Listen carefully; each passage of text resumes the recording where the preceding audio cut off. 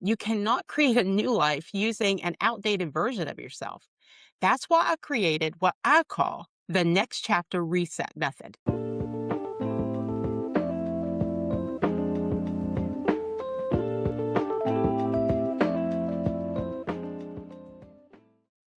What if the life you want isn't actually as far away as it feels? What if the version of you that feels energized, confident, healthy, fulfilled, and deeply aligned with who you're becoming isn't created through one giant dramatic life overhaul? What if she's built through small decisions repeated consistently? Because here's what I've learned: most women aren't stuck because they're lazy, unmotivated, or incapable. They feel stuck because they're trying to create a new chapter of their life while operating from the habits, mindset, environment, and identity of their old one. And that never works. You cannot create a new life using an outdated version of yourself. That's why I created what I call the next chapter reset method. It's a simple but powerful framework designed to help women reset their lives from the inside out without needing to burn everything down and start all over. This method is built on four shifts. Number one, change your mindset.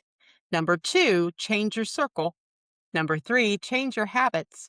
And number four, change your direction. And the magic is this: small changes create massive transformation over time. Now, it's not overnight, but inevitably it will happen. So let's talk about that. You see, every transformation begins with one thing: a decision. Not action, but a decision.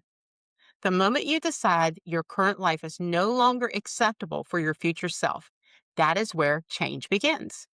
Most women spend years waiting to feel ready. But readiness is wildly overrated. Confidence is built through movement, not waiting. Let me tell you a story. Imagine a woman, we'll call her Sarah. Sarah is 52. She wakes up every day already tired. She's overwhelmed, disconnected from herself, unhappy in her body, and quietly grieving the version of herself she used to be. She tells herself, it's too late. Or, this is just what becoming old looks like. Or, I should be grateful for what I have. But deep down, she knows something is off. One day, she asks herself a different question. What if this isn't the ending? What if this is the beginning? That question changed everything because transformation starts when you stop asking, why is this happening to me? What is the season of my life asking me to become? Ask yourself, what are three beliefs currently holding you back? And then ask, is this true? Or is this just a story I've repeated to myself over and over? Replace each belief with a new statement. Example, instead of, gosh, I really let myself go, change that to, I'm becoming a woman who honors herself daily. Now, this feels small, but identity language changes your behavior. Your brain follows the story that you tell it. Let's talk about your next step. Your environment is either reinforcing your future or pulling you back into the past. And this includes people. This part is uncomfortable because sometimes growth requires acknowledging that the people around you are committed to the version of you that no longer fits. Not because they're bad people, but because your growth disrupts familiar dynamics. Sarah started noticing something. Every time she talked about getting healthier, dreaming bigger, or creating change, she got subtle resistance and pushback. Comments like, "Ugh, you're doing way too much," or why can't you just relax? Or at our age, who cares? These comments seemed harmless, but repeated enough, they became anchors. So Sarah made one small shift. She didn't cut everyone off dramatically like a reality TV finale. She simply began adding new voices. She started listening to podcasts while walking, joining online communities, following women who were living the kind of life she wanted, and reading books that stretched her way of thinking. And slowly, her internal world changed. So now it's your turn. Look at your circle. Ask yourself, who drains you or who inspires you? And who supports the life that I actually want?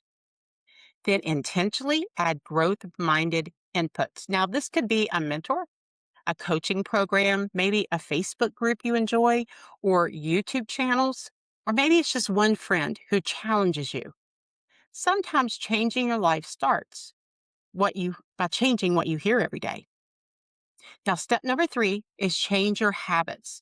Now, this is where most people overcomplicate everything. They decide to change their life and immediately create a 47-step morning routine worthy of a military boot camp. Then they quit by Thursday.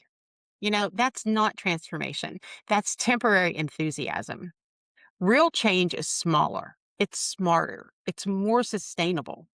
Remember this, your habits are simply votes for the person you are becoming.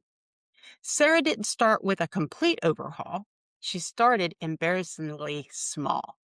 And that's exactly why it worked.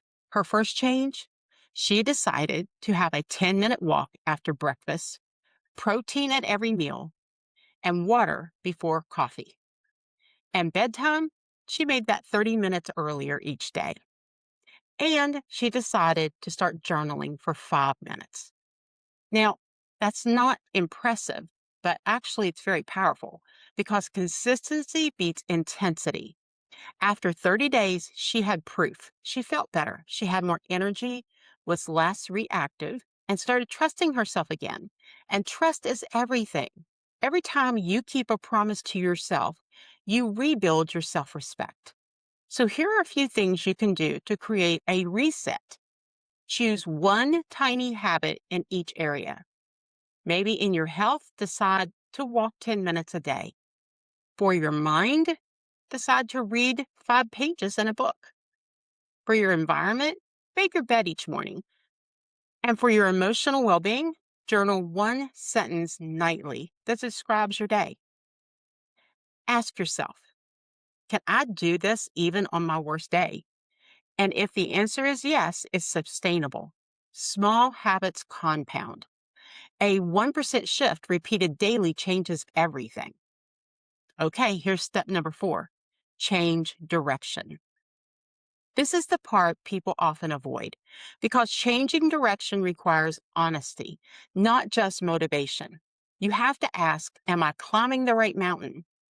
Are you busy, or is what you're doing right now helping you reset? Are you surviving or intentionally building? Sarah realized something hard. She had been trying to make the best of a life she no longer wanted. She wasn't burned out because she needed a vacation. She was burned out because she needed a new direction. And those are not the same thing. Sometimes your next chapter requires a pivot, not necessarily dramatic, but intentional, a course correction.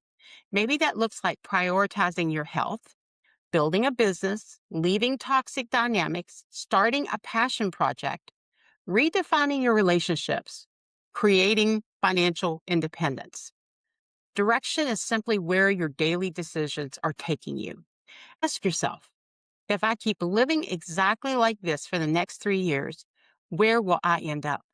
Does that excite me or terrify me? Then ask, what one decision would move me 5 degrees closer to the life I want? Not 180 degrees, just 5. Remember, tiny changes change trajectories. A plane leaving New York and shifting by just a few degrees lands in a completely different destination. And so will you. If there's one message I want you to leave with today, it's this. You do not need to become a completely different person overnight. You simply need to start making small decisions that align with the woman you're becoming. That's it. Small changes, repeated consistently. Create radical transformation.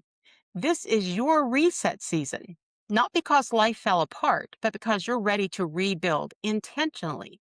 So ask yourself, what is one small change I can make today that my future self will thank me for? Do me a favor and drop it in the comments below. And if this message resonated with you, make sure you subscribe to this channel. Because in the next video, I'm going to show you exactly how to create a midlife reinvention roadmap so you can stop feeling stuck and start building your next chapter with clarity and confidence. And trust me, that video might be exactly what you need next.